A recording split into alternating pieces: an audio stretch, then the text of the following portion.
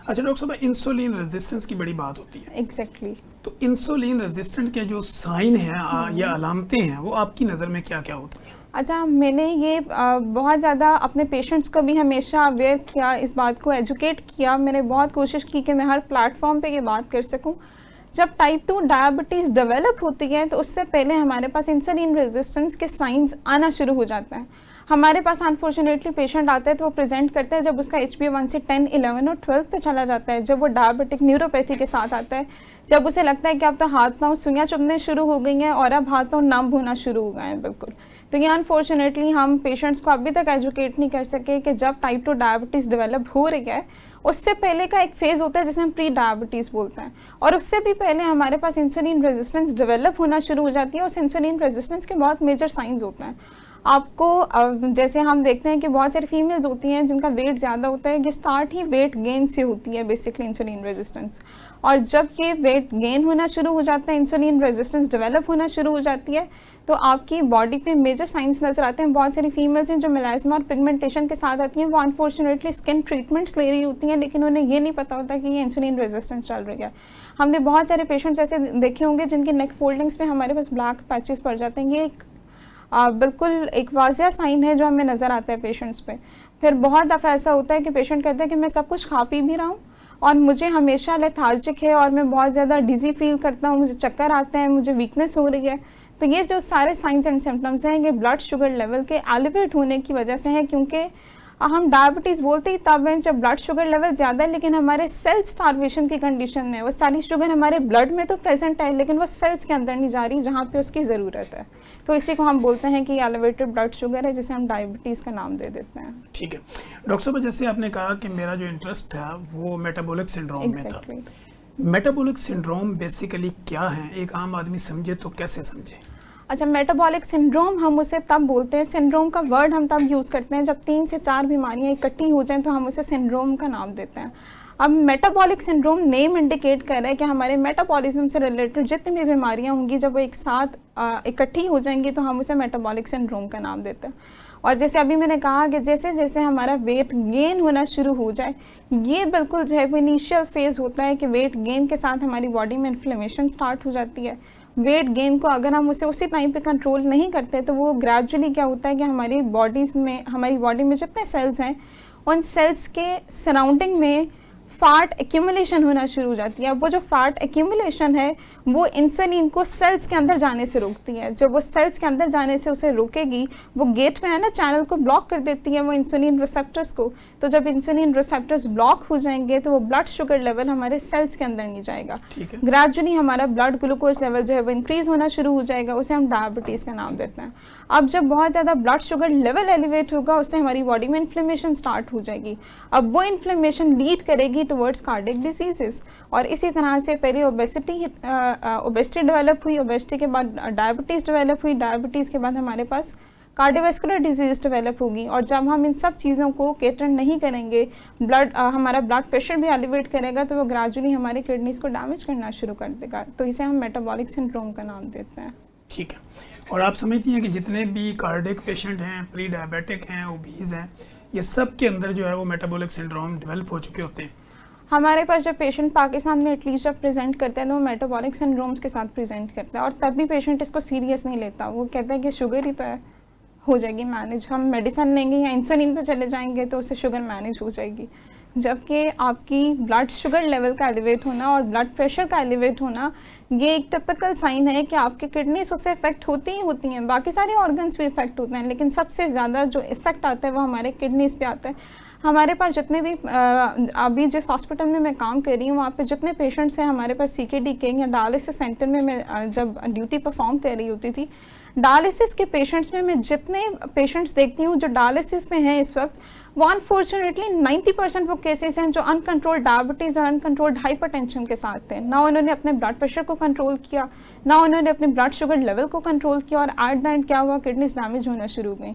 और CKD भी हमें पता है कि उसकी बहुत सारी स्टेजेस हैं, हम उसे अर्ली स्टेज पे भी नहीं पकड़ते हैं, हम तब पकड़ते हैं जब हम डायलिसिस तक पहुँच जाते हैं। तो ये हमारी जो पॉपुलेशन है उसे बहुत ज़्यादा अवेयरनेस की ज़रूरत है कि उस पर काम करना शुरू करें, अपना ब्लड शुगर लेवल और अपना ब्लड प्रेशर मेनटेन करें। ठीक है डॉक्टर साहब, अगर हम बेनिफिट्स की बात करें तो बेनिफिट्स ऑफ फ्रुक्टोज फलों के अंदर से जो हमें शुगर मिल रही होती है वो हमें क्या फ़ायदा देती है और क्या नुकसान देती है? अच्छा, अगर हम नॉर्मल इंडिविजुअल की, हेल्दी इंडिविजुअल की बात करें और हम अपने बिल्कुल जो USDA गाइडलाइंस के अकॉर्डिंग अगर हम देखें तो हमें फ्रूट्स की 2 to 3 सर्विंग्स रिक्वायर है पर डे। इसका मतलब है कि हम 2 छोटे फल आराम से दिन में किसी भी वक्त खा सकते हैं। ठीक है। लेकिन अगर हम डायबिटीज़ की बात करें, क्योंकि उसमें ऑलरेडी हमारी बॉडी में इंसुलिन रेजिस्टेंस है और हम ऑलरेडी डायबिटिक पेशेंट हैं, तो उसमें कोई भी किसी भी किस्म की शुगर लेंगे तो वो प्रॉब्लम तो क्रिएट करेगी। तो हम उन पेशेंट्स को वो वाले फूड्स देंगे जिनका ग्लाइसेमिक इंडेक्स कम होगा, जो हमारे ब्लड शुगर लेवल को ज़्यादा एलिवेट नहीं करेगा। ठीक है। जिसमें हमारे पास पीच आ जाता है, पपाया है, ऐसे फ्रूट्स हैं जो हमारे ब्लड शुगर लेवल को उस तरह से एलिवेट नहीं करते हैं, जैसे मैंगो है, बनाना है, ये हम नहीं देंगे उन पेशेंट्स को। तो फ्रुक्टोज़, और ये बात हमेशा याद रखनी है हम सब ने कि वो चीज़ें जो अल्लाह ताला ने नेचुरली पैदा की हैं वो नुकसान नहीं दे सकती। हर वो चीज़ जो मैन मेड है, जैसे प्रोसेस्ड फूड है, जितनी पैकेट्स में हमारे पास आती है वो मैन मेड फूड है, वो हमेशा प्रोसेस्ड होती है। जो फ्रूट्स होते हैं वो प्रोसेस्ड नहीं होते, वो अल्लाह ताला ने खुद नेचुरली पैदा किए हैं, तो वो हमें उस तरह से नुकसान नहीं देते हैं। तो हमें फ्रूट्स लेने हैं, लेकिन अपनी रिक्वायरमेंट के अकॉर्डिंग लेने हैं। जो सर्विंग साइज़ हमें पता है कि हम 2 फ्रूट्स एक दिन में ले सकते हैं, वो हम लेंगे। और डायबिटिक पेशेंट्स के लिए नुकसानदेह हो सकते हैं, इसलिए वो वाले फूड्स देंगे जो ग्लाइसेमिक इंडेक्स का कम होगा। ठीक है।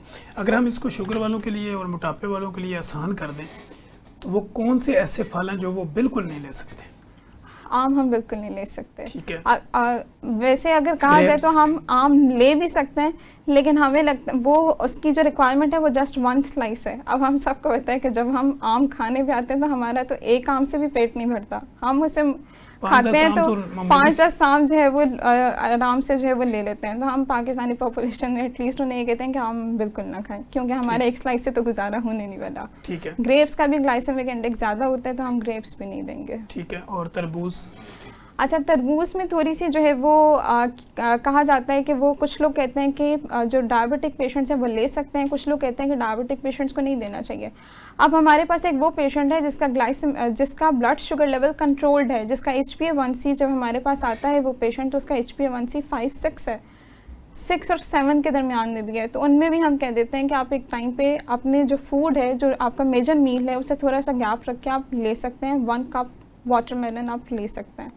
लेकिन वो वाले पेशेंट जिनका ऑलरेडी HbA1c 10, 11 और 12 पे है और वो हमारे पास कॉम्प्लिकेशंस के साथ भी आते हैं, तो हम उन्हें बिल्कुल मना कर देते हैं कि आपने ये नहीं लेना। ठीक होगा। और इसमें आप ये कहती हैं कि अंगूर, खजूर, बनाना और मैंगो, ग्रेप्स, चीकू, ये ऐसे फल हैं जो हम ब्लड शुगर लेवल एलिवेट करते हैं और हम उन पेशेंट्स को नहीं दे सकते डायबिटिक। अच्छा, जो ग्लाइसेमिक इंडेक्स की बात होती है, एक आम बंदा, एक आम मरीज अगर ग्लाइसेमिक इंडेक्स को समझे तो कैसे समझे? अच्छा, ग्लाइसेमिक इंडेक्स हम देखते हैं एक स्पेसिफिक फूड का। फॉर एग्जांपल, मैंने बनाना खाया और बनाना खाने के बाद मेरा ब्लड शुगर लेवल कितना एलिवेट हुआ, ये उसका ग्लाइसेमिक इंडेक्स है। और बनाना, जैसे हमने कहा कि हम मना करते हैं, वो इस वजह से कि बनाना खाने के फ़ौरन बाद हमारा ब्लड शुगर लेवल स्पाइक कर जाता है। और वो जो ब्लड शुगर स्पाइक्स हैं वो हम डायबिटिक पेशेंट्स में तो नहीं होने देंगे, हम डायबिटिक पेशेंट्स को बचाना है उस ब्लड शुगर स्पाइक से, तो हम उन फूड्स को अवॉइड करेंगे जिनका ग्लाइसेमिक इंडेक्स ज़्यादा है।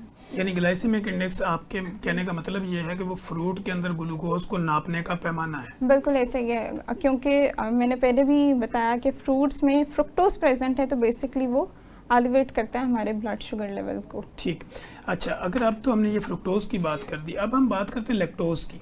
लोग कहते हैं मैं तो दूध दही के बगैर रह ही नहीं सकती या रह ही नहीं सकता, तो क्या दूध दही के अंदर वाली जो मिठास है वो भी नुकसान देती है? अच्छा, दूध और दही का भी यही कॉन्सेप्ट है कि USDA गाइडलाइंस के अकॉर्डिंग जितनी हमें रिक्वायरमेंट है हम उसके मुताबिक ले सकते हैं। ठीक। और अगर हम नॉर्मल इंडिविजुअल्स की बात करें तो वो 2 से 3 सर्विंग्स हो सकती हैं। डायबिटिक पेशेंट की तरफ आ जाएं तो आप 1 सर्विंग ले सकते हैं, और उसका भी लेने का तरीका हमेशा ये होता है कि आपने अपने मेन मील से गैप रखना है एटलीस्ट 2 आवर्स का, और आपने 2 घंटे के बाद आप ले सकते हैं। ठीक है। और 2 घंटे के वक्फे से लेंगे तो ब्लड शुगर थोड़ा मैनेज रहेगा। और अगर आपको दूध पीने की बहुत ज़्यादा पेशेंट्स को आदत होती है तो हम उन्हें कहते हैं कि आप ले लें 1 कप, लेकिन वो बगैर चिकनाई के होना चाहिए और खाने से 2 घंटे का वक्फा होना चाहिए। ठीक है।